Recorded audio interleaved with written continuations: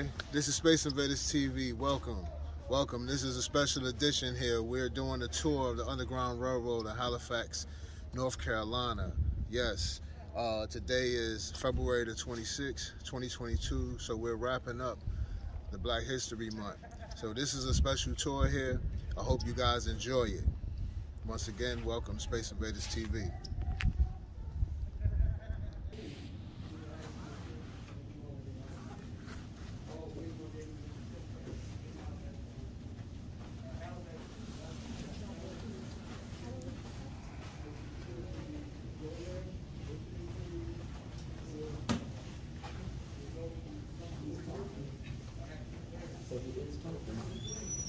By the time.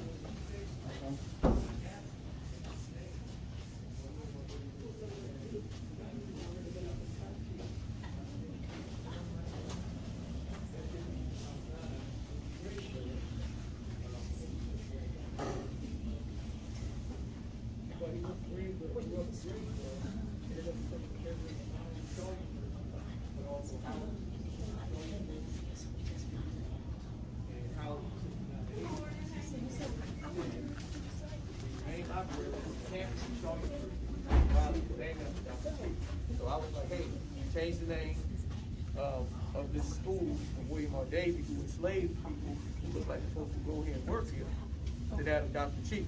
Never heard back. But I'm going back. I'm going back to ask them again. But it's amazing that, to me, that in a predominantly, again, black county, but predominantly black district, that, we have a school named after somebody like him, a slaveholder. As a matter of fact, not only did William R. Davie enslave black folk, he actually introduced a bill in the General Assembly, the legislature, that said if you were enslaved and you were caught off of your plantation without a pass on Sunday, that you could be beat with up to 15 lashes. So he also introduced that bill in the General Assembly. He also was the governor of North Carolina. He was the founder of UNC Chapel Hill, for you Tar Heel fans are here. He's got a building named after him. There's a tree on the campus named after him. I mean, he's very accomplished, but I personally don't feel his name should be on a school where most of the people who work there, most of the children who go there, he wouldn't have looked at them as being fully human. Furthermore, on the road here.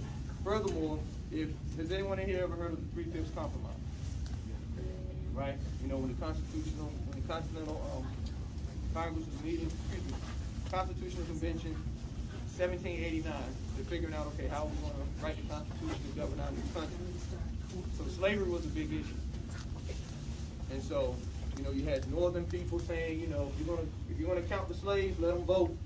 Don't just count them as your taxable property. William R. Davie stood up in this convention and said that if you don't count enslaved people as 3/5 of a person, then we're gonna leave. He basically threatened that the Southern delegation, all of the delegates there from the South, would leave the convention, and you basically wouldn't have a United States. So I've done extensive research on this man. So to see, again, the school my oldest daughter attends right now, my son attended, I attended, I used to work at. I mean, I just think it's a no-brainer. It's got to go. Personally. But these are some of the gentlemen who, lived in Halifax or lived in the county and other areas and are pretty prominent.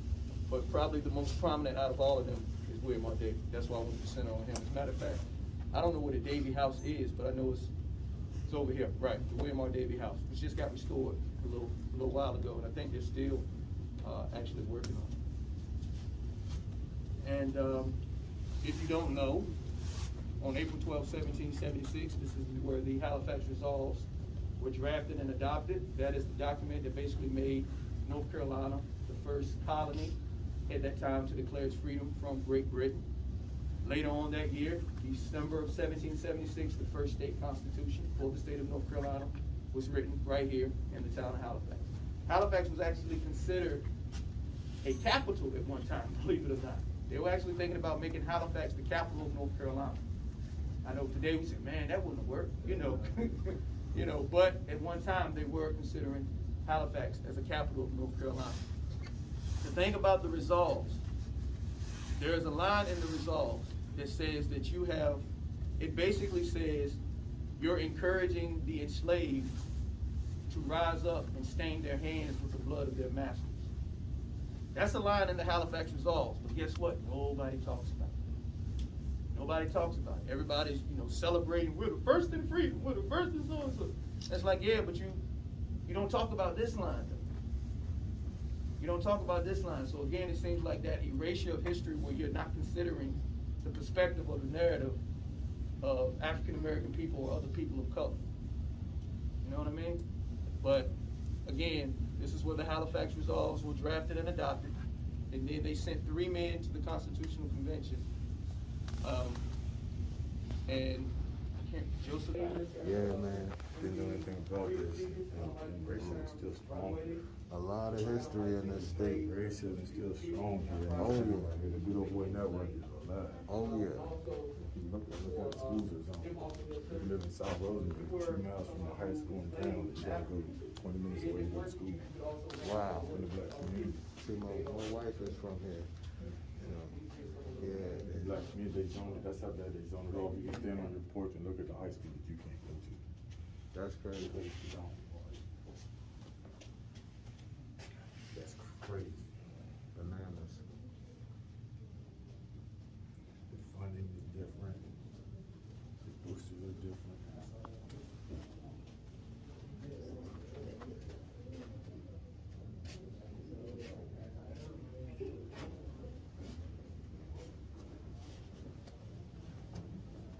Oh, you got people around the phone?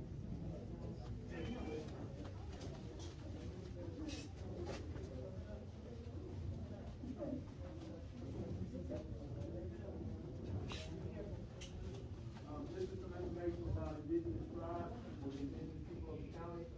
Probably the most prominent group today would be the Halifax County tribe. You know, we have family here from Warren County. If you don't know, I would assume most of you, if you don't know, Halifax, the H-A-L-I, Halifax, Halifax, W-A comes from Warren. Halifax, Warren County, this is the tribe that's native to that area. It's kind of like, if you're in Warrenton, you can literally step like this and be in Halifax County. Step back, you can be in Warren County. So, they have, I teach in Nash County now. There's children from, whose roots are in Hollis, or in the Halifax County tribe, who are, in Nash County, who go to school in Nash County. There are children and people in Warren County that are members of the tribe, people in Halifax County who are members of the tribe. So they're spread all around. And they have a very distinct look. When you see them, I can walk right up to them and be like, what's your last name?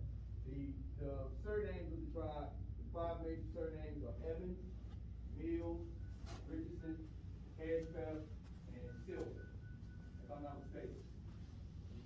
Right? Yep, all that. Yeah, I can forget that. Yeah. Right. I went to school with a lot of them, so went to school with them, taught their children, teaching their children now. So, and please don't think, when I say they have a very distinct look, don't think all of them are, as we like to say, light skinned or with a fair complexion, because some of them are just as dark as you and me. All right? Seriously. All right. Excuse myself.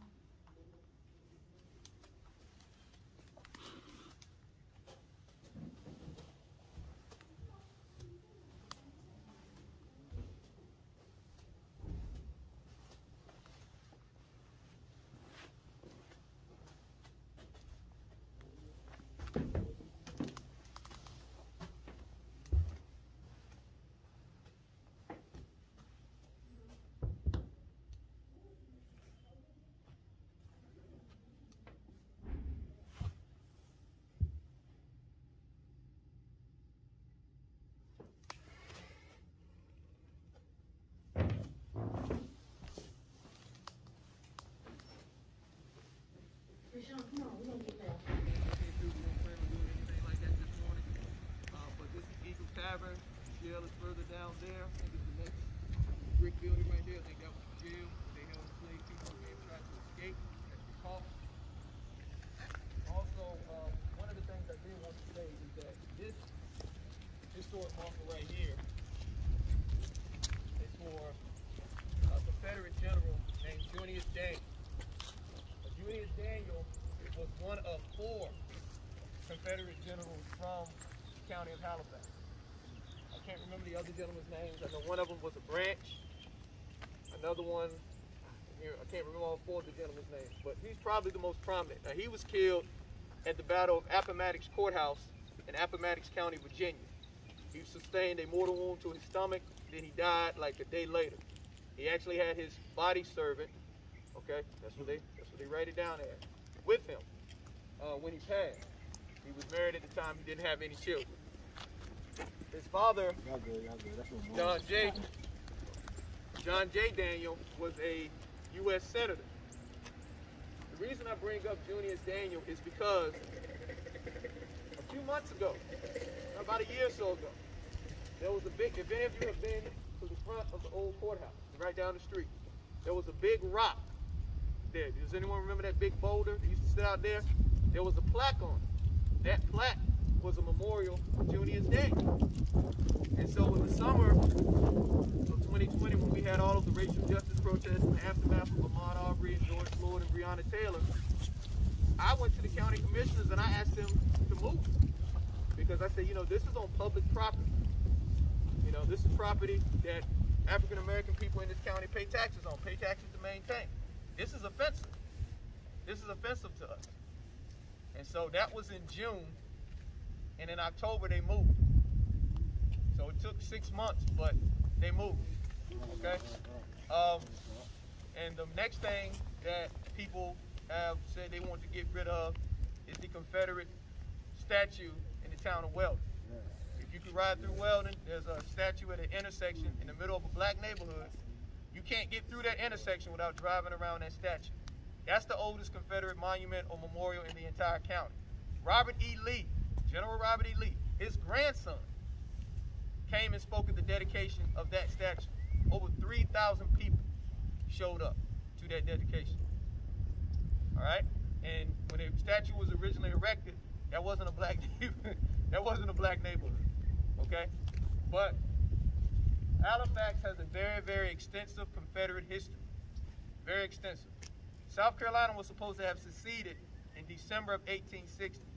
But a lot of folk don't know. You can look this up for yourself. In October of that same year, in October of 1860, there were white men from Bertie County, Martin County, Edgecombe County, as well as Halifax, who met in the town of Palmyra, which is up there near Scotland Neck, right? These men got together basically because they saw the writing on the wall, because in November of 1860, who got elected president? Abraham Lincoln. So they saw the writing on the wall, they were like, look, we got to do something. So these men actually drafted and adopted Articles of Secession 2 months before South Carolina seceded. You can look that up for yourself.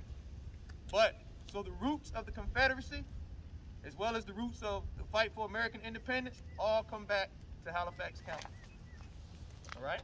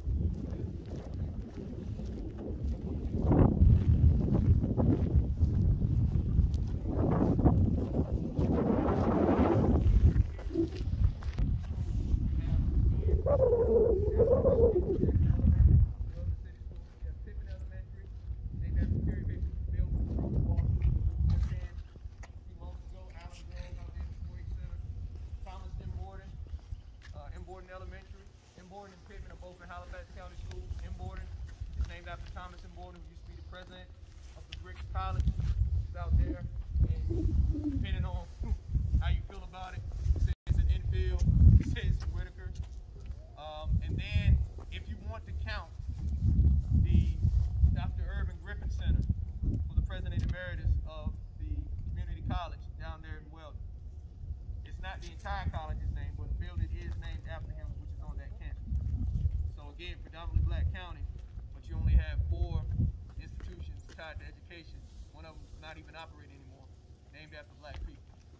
All right. So again, that's one of the reasons I went to the school board asking them to change the name of David to something that honors African American education. All right.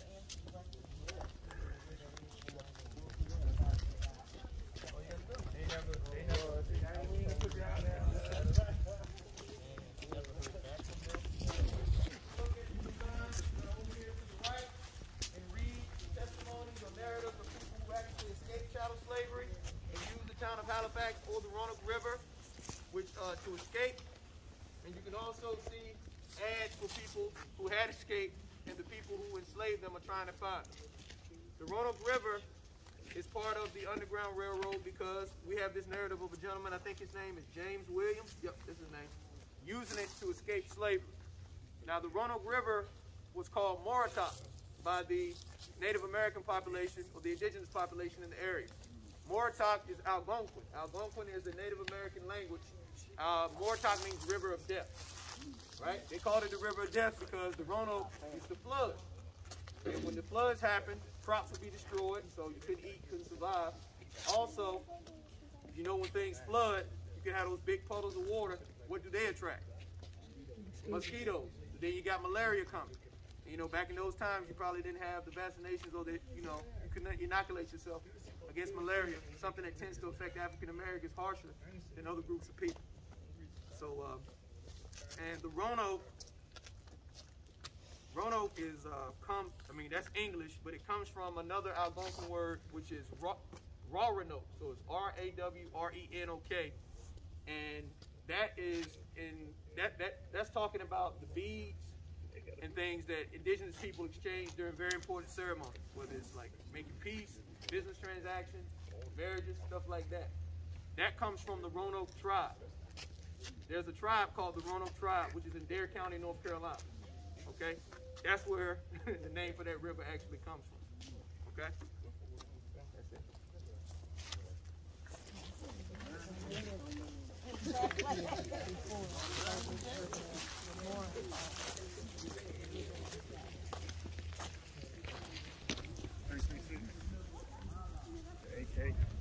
The AR hands up. You want to get me one? I seen Baby Chris got a 357 automatic with 30. I said, boy, you going to jail. He said, they shoot us in the back. Shot my homeboy in the back of the time. So everything probably was. The two different guys.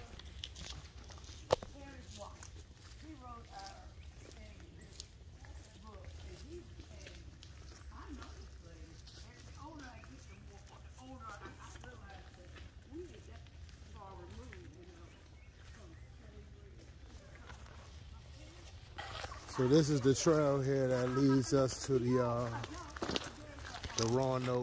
Roanoke River. So if you can just imagine, man, you know, late at night, walking this trail, and with your kids, and you're trying to be quiet and hushed, and it's dark, and you're coming through here, and they're just trying to get their freedom. They're just trying to, you know, make a new life, search for a new life for themselves. And, you know, you could just imagine. So yeah, we just walking the trail right now to the river. Let me switch it back to the trail. You just look around.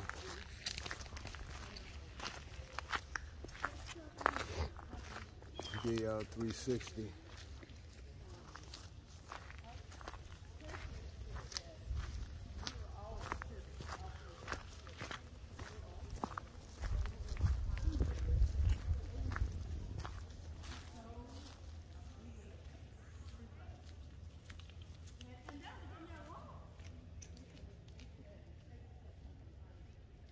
And as we walk this trail, throughout the trail, they have little markers like that, like you just seen, and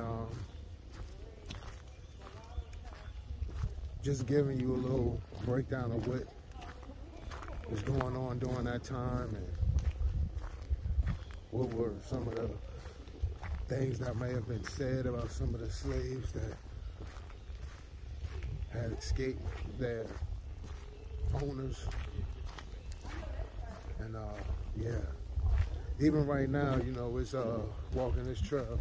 Right now, today is February 26th, and it's about 43, 44 degrees out here in February. You know, we're in the daytime, so you imagine if you ever been out to the country, and you just imagine coming through here in winter months at night, how cold it could be in the woods. Yeah.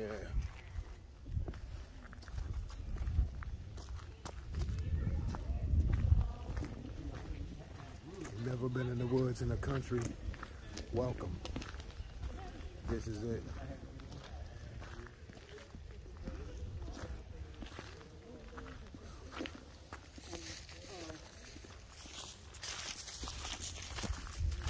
We're coming up on another marker here. Let's see what it says.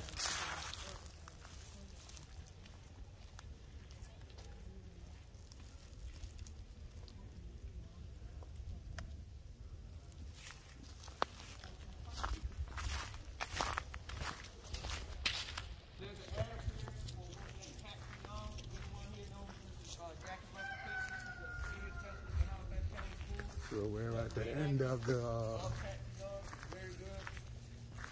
this escape route on the Underground Railroad. As you see is the river here, where they will have to walk through to get away. This woman was a brewer. She made ale. She could cook. She worked Come from afar, from that long walk we walked to get here to this point, to the canal. Okay, which used enslaved labor, of course. One of the things I did say about Mr. Jackson when we were up there near the school is that he worked on a Confederate warship called the CSS Ram Albemarle. It was actually built in Scotland Neck at a place called, I think the place is called Eaton's Ferry. All right. But he did work on that as a young man. When it comes to chattel slavery, in Halifax County, when the first U.S. census was taken in 1790, Halifax County had the highest enslaved population in the state of North Carolina, at just under 6,700. At the same time, we had the second highest population of free people of color, 443. Northampton County, which is right across the water, as we like to say, right across the river, actually had the highest number of free people of color in the state at that time, was 458. But throughout the antebellum era, that era before the Civil War, that I like to say 1790 to 1860, throughout the antebellum era, Halifax County had the highest number of people of color in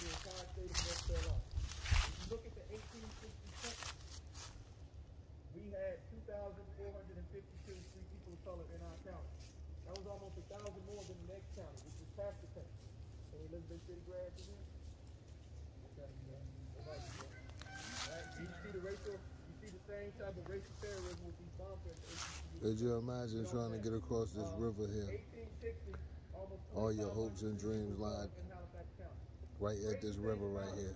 Even though we had the It's highest a freedom. free people of color population throughout antebellum, we always had one of the highest enslaved populations in the entire state at the same time. So if you've grown up in Halifax County, there's an interesting, if I can use the term, dichotomy going on. When you grew up, or when your history says you always had one of the highest enslaved populations and always one of the highest free people of color populations.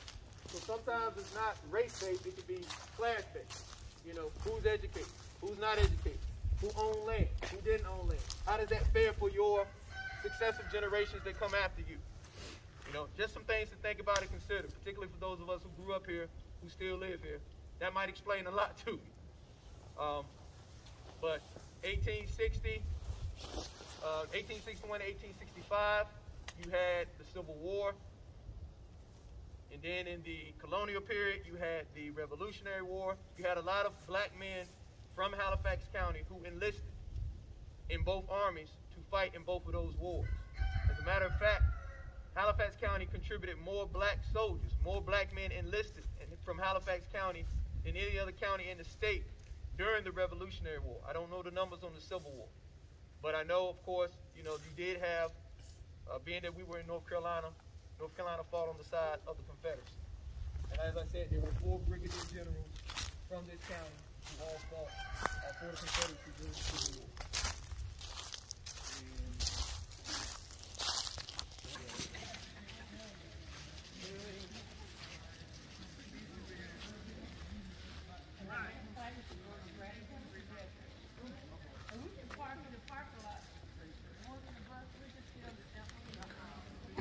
Once again, this is the trail, this long 1.5-mile trail of one of the trails of the Underground Railroad, for the Underground Railroad here in Halifax County. And they would come down that trail to this point here to cross that river there on the other side to Hampton County there. Once again, just imagine all your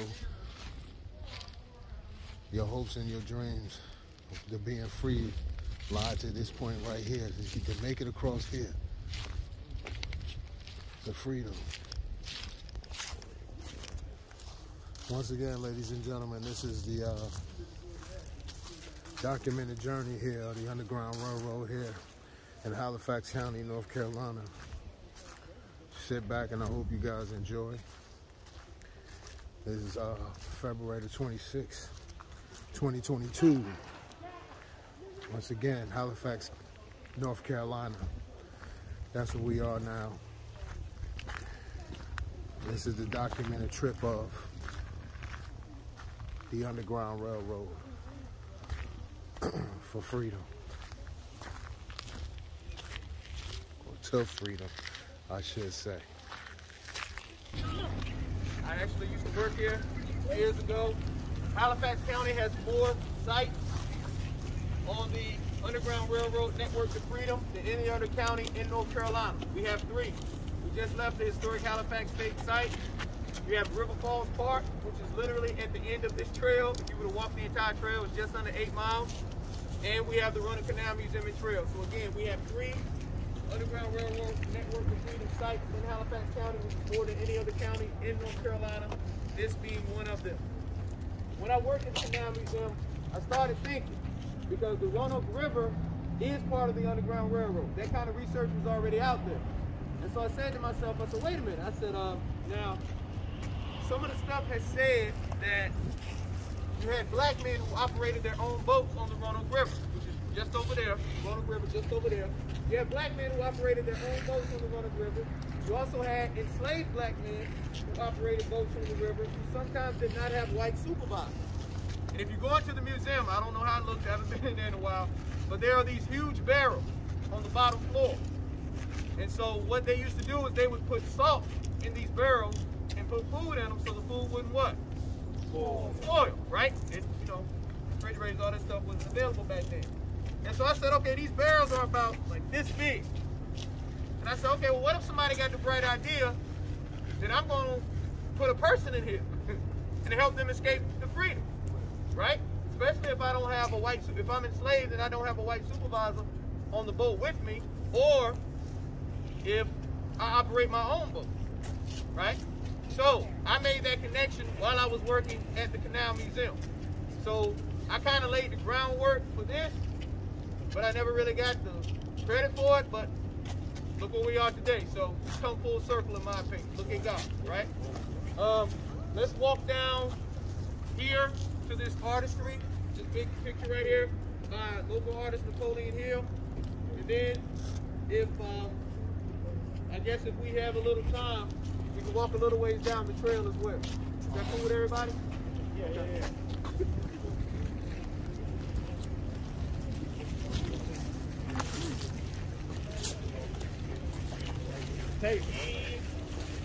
Tape.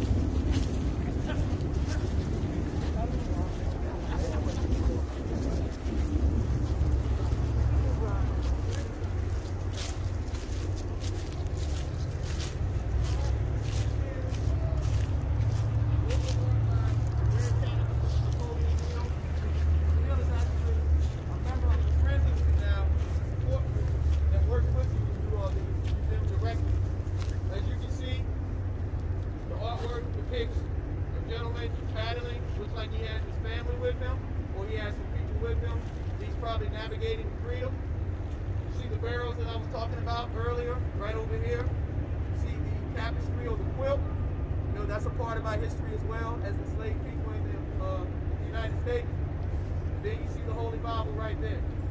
So there were a lot of times, I'm pretty sure some of you all know this, if not most of you, during the period of chattel slavery that we related our story to that of the ancient Hebrews leaving Egypt, right? Exodus. So it literally means leave. And so some of us took that literally to mean I'm leaving the plantation, or if you're talking about the American Colonization Society, I'm leaving the country and going back to Africa, to the country of Liberia. The capital of Liberia is actually named Monrovia. Monrovia is named after James Monroe, who was the 5th president of the United States. Virginia, up from VA. And Monrovia is the only capital in the entire world that's named after a former president of the United States. That's just a little more history. But this is great artistry right here. There's a boat right down there. The word, these were not called boats, quote unquote, they were called bateaux. Bateau is French for boat. Right? If you walk down here, you can look at Hold on real quick. I want to kind of get a picture real quick. Oh yeah, photo op. Get a quick photo op of everybody in here before we all start scattering. Representation of what those boats looked like back then. And those free or enslaved black men operated. As you can see, there's plenty of space, plenty of room. And again, those barrels, like I said, they can put them up there. They can hide people in them, put cargo in them, food, things of that nature as well.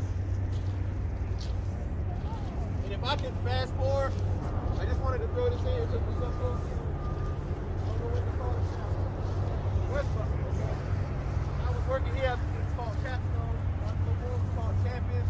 It's always kind of mad they got rid of the call box. Right? If I could go up to about 1970, there was a gentleman named Joseph Moody. Okay? This Moody was not that literate. If you read a little bit, he could write a little bit.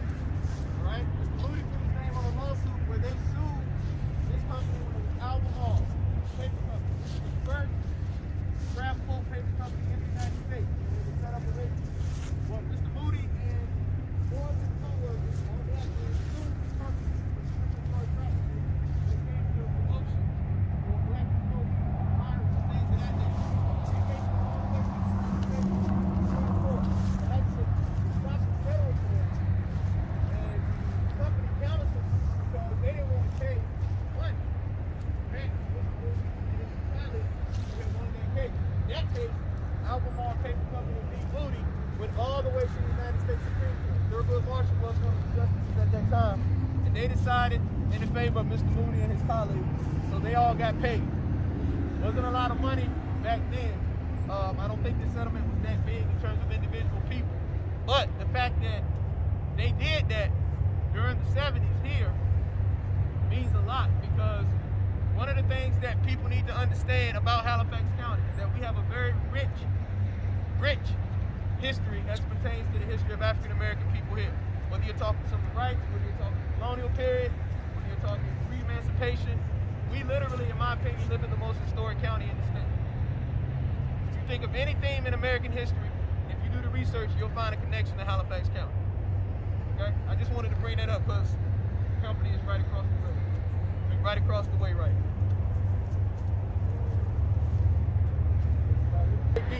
The history of our county and this city is itself.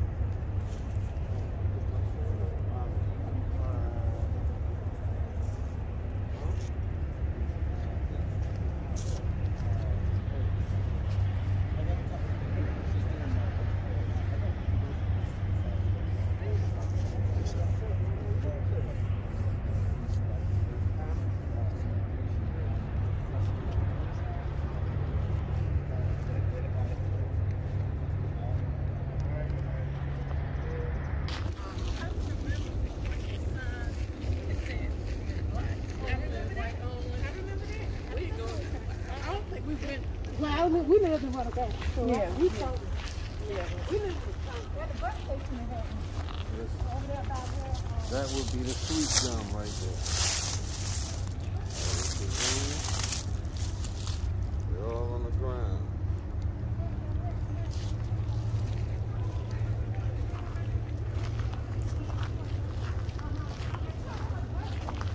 Are you doing this for your own benefit or for something? Trail, canal, all built by enslaved labor. All right? Does anyone have any questions or anything before we come back around?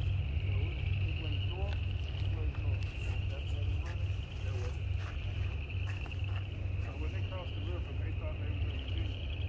Pretty much, or they know they were getting closer to Virginia.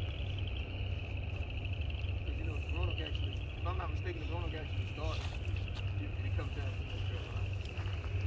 So I had a question. Yes, sir. Has it ever been any trace of like Nat Turner coming through Halifax? Because I can't remember if I read it, but Now, has it? That's a good question, because while there's no trace of him coming through here, there were insurrection plots that happened in Halifax. Okay. When that happened with Nat Turner,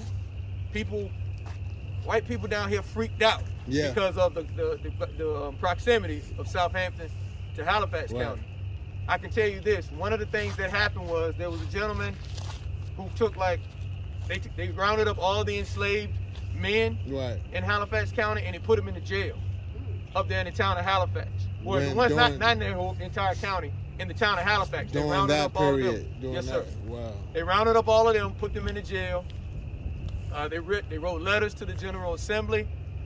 And not only in Halifax, you had things popping off in Hertford County, which is a little further up to the northeast. In Hertford County, there was a guy walking down the street. I don't know if he was free or enslaved. He must have been free if he was just walking down the street. They just literally killed him in the street.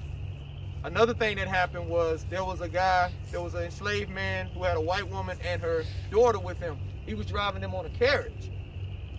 And they came into the town of Halifax and they just literally, he made a move. Something happened. The way the record says, he might have sneezed, like that. He made some kind of move that scared them. So when they got him, they killed him, cut his head off, chopped off his head and put it on a spike. Yeah, like they were literally killing black men. Yeah, like just because of that, because he was just throwing them in a pile in the town of Halifax. Yeah, I can't remember.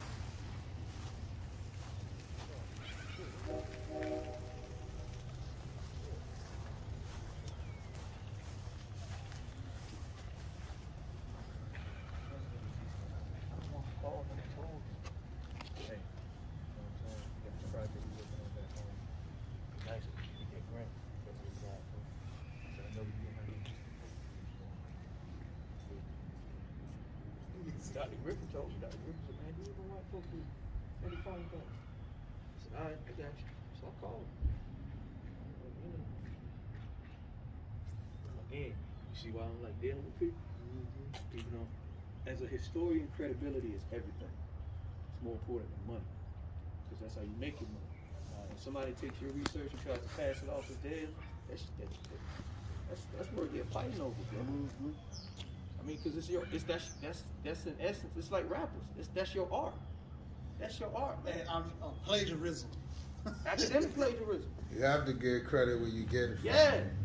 And see, I don't mind doing that, man. But my experience locally, man, like it's like I'm just now starting. It feels like I'm just now starting to get the credit that people who know me, you know, I'm just starting to get. Like my name should be up here, because I worked with these people, but I had fallen out with them. Could have put rep.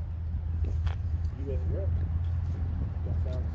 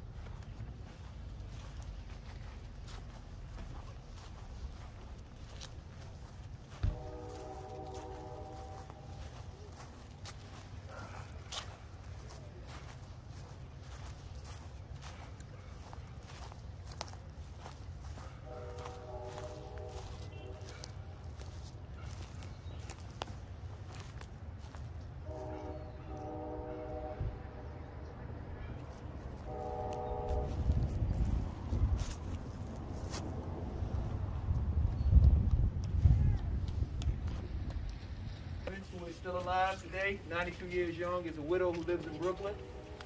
On the morning, early morning of August 1st, 1952, while she was on furlough in Fort Dix, which is in the capital of New Jersey, Trenton, she came down here, traveling back to her hometown, Washington, North Carolina. We call it Little Washington here in North Carolina.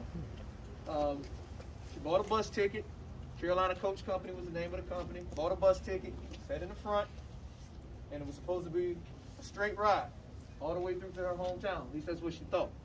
Bus stopped in the city of Roanoke, right up here on Roanoke Avenue, where the historic marker for her case is. Bus stopped. Drivers changed. New driver said, "You got to move to the back." She said, "Well, I'm comfortable where I am." He said, "Well, you have to move to the back."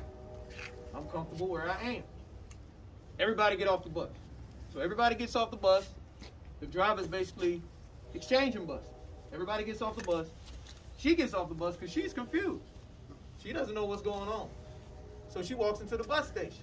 When she gets to the ticket window, the attendant pulls the curtain down in her face. She said at that time she turned around like, felt like the Twilight Zone. Like, what the heck is going on? And she said it was a gentleman sweeping the floor. And he said, "Ma'am, don't you know where you are?" She goes back outside. The driver has 2 police officers with him. Points her out. There she is. The police officers come up to her and take her. She said they did not manhandle her. So they weren't like rough with her. Put her in the back of a squad car. She says, "Where are you taking me?" So "We're taking you to jail." She's like, "For what? What did I do?" He said, "We can get you for disorderly conduct." Disorderly conduct, that was the charge. Now, at that time, from other people I've talked to who know the history of the city, there probably weren't any street lights. So you're talking about a black woman, 1952, in her military uniform, being taken by a couple of white men and put in the back of a police vehicle. All right? You can imagine they could have probably done anything they wanted to do with her and got away with it. They took her to jail. She spent the night in jail. She never went to sleep because she was afraid. She prayed, she cried, she paced the floor. The next morning she goes before the police chief. When she walks up to him, he looks at her, he says, "What's that you got on?" And she says, you mean to tell me you don't know what the United States military uniform looks like? Because she was in what's called the Women's Army Corps. He tells her, you know what? That's why we put you in jail, because you so smart. So she was ordered to pay a $25 fine. They put her on the next bus going to Little Washington. That police chief's name, T.J. Davis, who the recreation center is named after. Yep. Excuse me. Sarah Keys Evans' father told her, you got to do something. We need to fight against this. Okay? Her father was a Navy veteran. All right? Her brothers, at the time she was arrested, were both serving in the Korean War. All right? So this is a woman who comes from a quote-unquote military family. And this is the respect that she's shown. Now, you know how we revere military families today, particularly politicians. But she didn't get that respect. All right? So the NAACP refers her case to a woman named W. Johnson Roundtree. W. Johnson Roundtree is from Charlotte. Went to Howard University Law School. Okay? When they first go before the Interstate Commerce Commission, they ruled no in May of 1954. Later that month, if I'm not mistaken, I know it was 1954, later that month, the landmark case, What Happens, they desegregate schools. Brown versus Board. Right. So W reaches out to Congressman Adam Clayton Powell Jr., who pretty much was like the congressman for all of Black America at that time. He gets them another hearing before the ICC, before the full ICC. They ruled in her favor. So it took 3 years, over 3 years, from August of 1952, when she was arrested, to November of 1955, when they decided in her favor. All right? About a month before what kicked off in Montgomery, Alabama. The bus boycott that shot Brother King to fame over there. So, you know, I got to throw this in because there's alpha men around here. Congressman Adam Clayton Powell, member of Alpha Phi Alpha. Dr. King, member of Alpha Phi Alpha. So we're involved. Either way. But Mrs. Keys Evans is still alive. As I was saying, she's 92 years young. She's a widow. She was a professional hairdresser, cosmetologist, whatever term you like to use. That's what she did for a living after she was honorably discharged from the Women's Army Corps. And as I was saying, same thing with Mrs. Johnson Roundtree. She died in 2018. She was 104 years old. 104. And there are books on both of these women. Mrs. Roundtree's is called Justice Older Than the Law. Mrs. Keys Evans' book is called Taking a Seat, Making a Stand. It's actually a children's book. And Amy Nathan, the woman who wrote it, is currently writing an adult version of the same, you know, of her story. But the children's book is called Take a Seat, Make a Stand. So if any of you here would like for the young people in attendance to learn more about her story, her family, and things of that nature, it's available on Amazon. You can purchase that book, give it to them to read. And does anyone have any questions? I'm trying to make sure I don't forget anything. This was dedicated in August of 2020. Congressman Butterfield came down. The city, you know, was involved with it. And just last month, we dedicated the historical marker on Roanoke Avenue, right near the bus station where she got arrested. It's right there in the sidewalk. I applied for that marker, and it was dedicated on the 15th of January. Congressman Butterfield came down again for that dedication. So this is the case. Keys versus Carolina Coach Company is the case that banned segregation in interstate transportation. And Bobby Kennedy used it to protect the Freedom Riders in 1961 when they were going around trying to desegregate bus transportation in the South. Where exactly you say this marker is on the avenue? If you come out of here and make a right onto Roanoke Avenue, you keep straight down. I want to say you go through, you get to almost the second light. It'll be right there on the right in the sidewalk. Right? Mm-hmm. Yes, sir. So you said the library was named after the gentleman who arrested her? No, Recreation Center. And what was that? What was that name again? T.J. Davis. T.J. Davis. Right. So he died of a heart attack. He was 55. So she's still alive. So I said she there's won't. no way to get that taken off. I doubt it. Wow. I seriously doubt that. But that Recreation Center, which is the primary one, we have two. Challoner Recreation Center, which is over here, which is kind of like the Black Recreation Center because it was near the Black community of Hodgestown. And then T.J. Davis is like further back here, more near the more affluent or white community. That's the primary recreation center Okay. in the city. That's where the city's Parks and Recreation Department is housed. And Okay. when I work at the museum falls under Parks and Recreation, so that's where we used to have our department meetings. Okay. But I seriously doubt they ever changed that. But that is named after a man.